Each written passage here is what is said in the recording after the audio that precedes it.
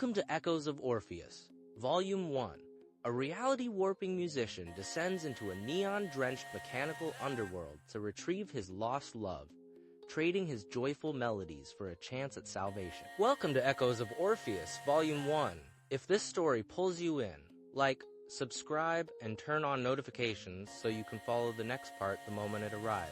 Orpheus plays a melody of longing, hoping the vibrations of his lyre can bridge the gap between life and death. The song reaches a fever pitch, accidentally shredding the fabric of reality to expose a glimpse of the mechanical abyss.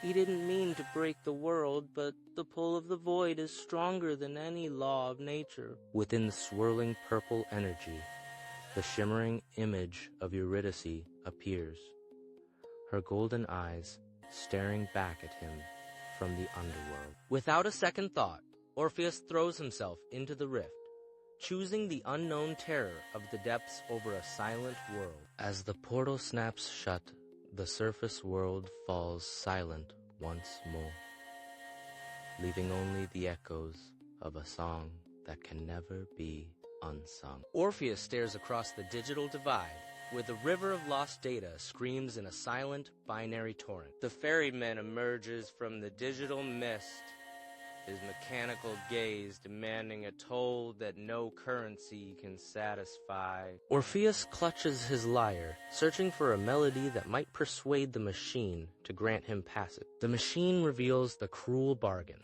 To reach the city, Orpheus must surrender every song of joy he has ever known. With a trembling hand, Orpheus releases the light of his happiness, feeling the warmth vanish from his heart. Now burdened by an eternal sorrow, he drifts toward the neon spires of the necropolis to find the woman he lost. Orpheus steps into the neon necropolis, a sprawling graveyard of circuitry and light. Every note from the lyre bends the rigid steel of this city, twisting the architecture into fluid, haunting shape. But the city is hungry.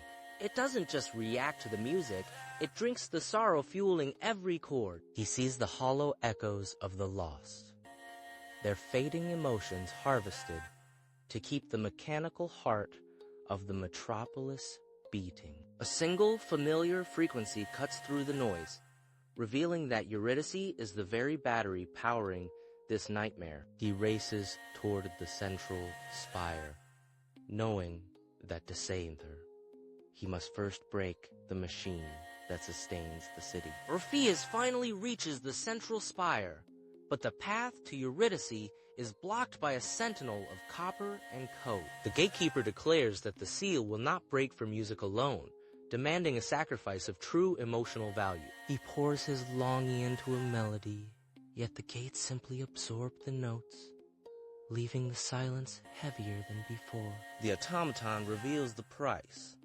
To pass, Orpheus must permanently erase every memory of the sound of Eurydice's voice. Determined to save her, Orpheus burns those precious memories, converting the echoes of her laughter into a devastating sonic blast. The seal shatters under the weight of his loss, throwing open the way to the core where Eurydice awaits. The gates explode into dust, revealing the pulsing golden heart of the neon necropolis. Orpheus freezes as he sees Eurydice, her ethereal form woven into the very machinery of the city. He reaches for her, believing the nightmare is finally over and she can be brought home. Eurydice warns him that she is no longer a prisoner, but the living battery sustaining thousands of lost souls. To tear her from the core would be to extinguish every light in the underworld, murdering the very spirits he sought to pity. Orpheus raises his lyre, knowing the next chord he plays will either save his love or save a world.